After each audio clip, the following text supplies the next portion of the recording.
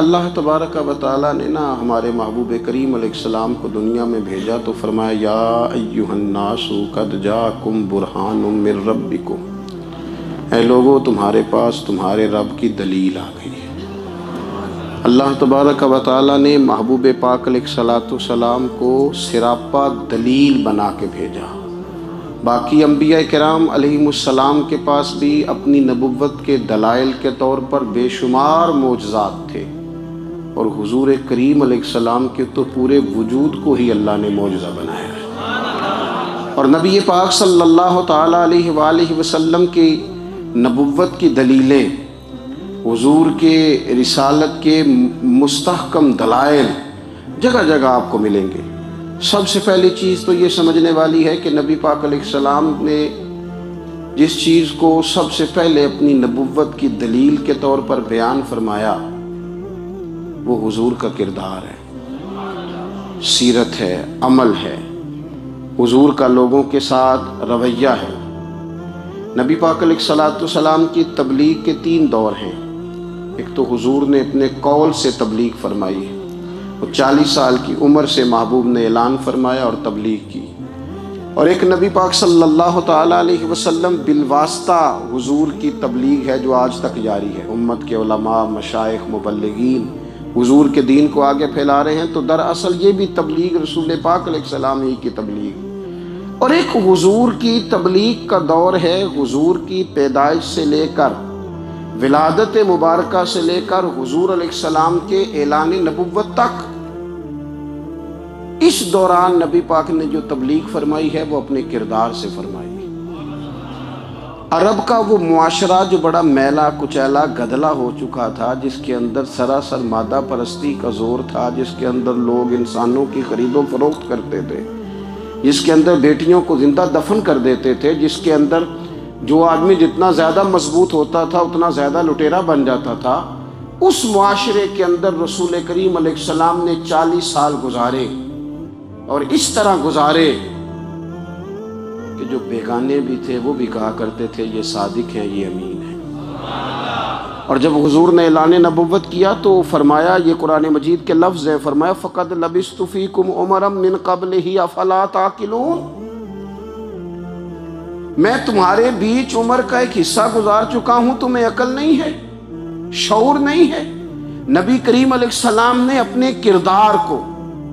اپنے عمل کو اپنی نبوت کی دلیل کے طور پر بیان فرمایا۔ وہ تو حضرت حلیمہ بھی فرماتی ہیں نا، جب میں نبی کریم علیہ السلام کو اپنے گھر لے گئی تو میرا اپنا بچہ بھی دودھ پیتا تھا، 2 میرے بیٹے ہو گئے، ایک میری یہ نسبی اولاد اور حضور میری رضائی اولاد۔ تو کہتی ہیں جب میں کریم محبوب علیہ السلام کو اپنے سینے سے لگاتی تھی تو حضور میرے ایک پستان سے دودھ پیتے تھے اور دوسرا اپنے بھائی کے لیے چھوڑ دیا کرتے تھے۔ یہاں سے رسول کریم علیہ السلام نے کردار کے ذریعے تبلیغ، اور پھر اعلان نبوت سے پہلے ایک تنظیم عرب کے جوانوں پر، عرب کے سرداروں پر مشتمل بنائی گئی، جس میں نبی کریم علیہ السلام نے بڑا حصہ لیا سرکار نے، اور بڑے اہم لوگوں کو شعور حضور نے عطا فرمائے۔ وہ اس جماعت کا فیصلہ تھا کہ ہم سارے جوان، سارے بڑے لوگ ملیں گے، یہ حضور کے اعلان نبوت سے پہلے کی بات ہے، ہم بڑے لوگ ملیں گے، کسی بڑے کو کسی چھوٹے پر ظلم نہیں کرنے دیں گے، کسی آدمی کو کسی غریب کا حق نہیں کھانے دیں گے۔ حضور علیہ السلام نے نا اپنے کردار سے، اپنے عمل سے، اور آپ کا جو عمل ہوتا ہے نا وہ اصل ہوتا ہے، ایک ہوتا ہے آپ کوئی بات کرتے ہیں اور ایک ہوتا ہے کہ آپ کوئی عمل کرتے ہیں۔ آپ جب عمل کرتے ہیں تو عمل کے ذریعے بھی لوگوں تک بات پہنچتی ہے کہ دراصل آپ کا اٹھنا بیٹھنا چلنا پھرنا کیا ہے۔ میرے رسول کریم علیہ السلام کا اٹھنا بھی ایک نبی کا، بیٹھنا بھی ایک نبی کا، بات کرنا بھی ایک نبی کا، معاملات زندگی کرنا بھی ایک نبی کا، لین دین کرنا بھی ایک نبی کا۔ ایک شخص کہتے ہیں میں نے اعلان نبوت سے پہلے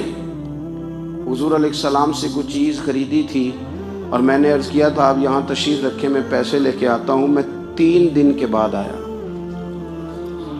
دیکھو یہ بات کرنی کتنی آسان ہے، بولنی کتنی آسان ہے، پر 3 دن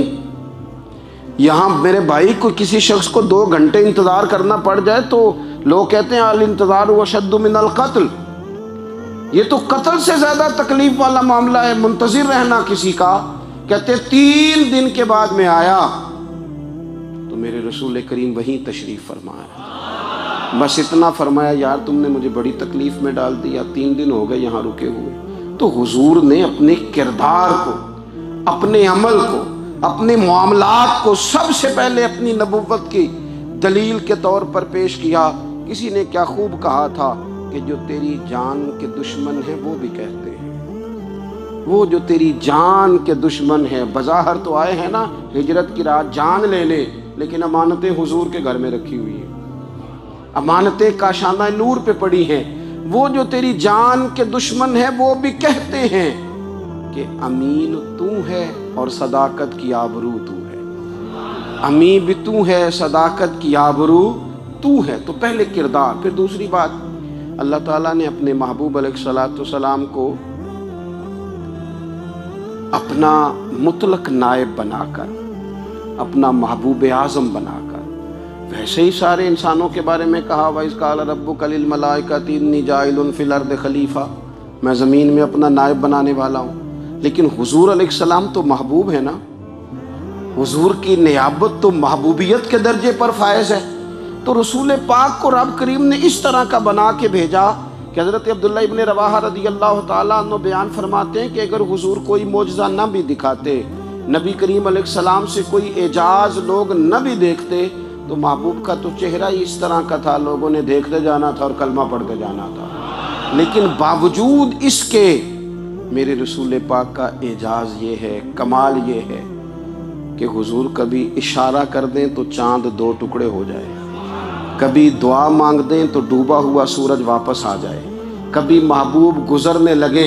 تو پتھر آپ پر سلام پڑے، کبھی حضور پہاڑ پر چڑھ جائیں تو پہاڑ وجد میں آ کر جھومنے لگے، محبوب کا کبھی نماز پڑھاتے ارادہ بن جائے تو اللہ تعالیٰ قبلے کا رخ ہی تبدیل فرما دے۔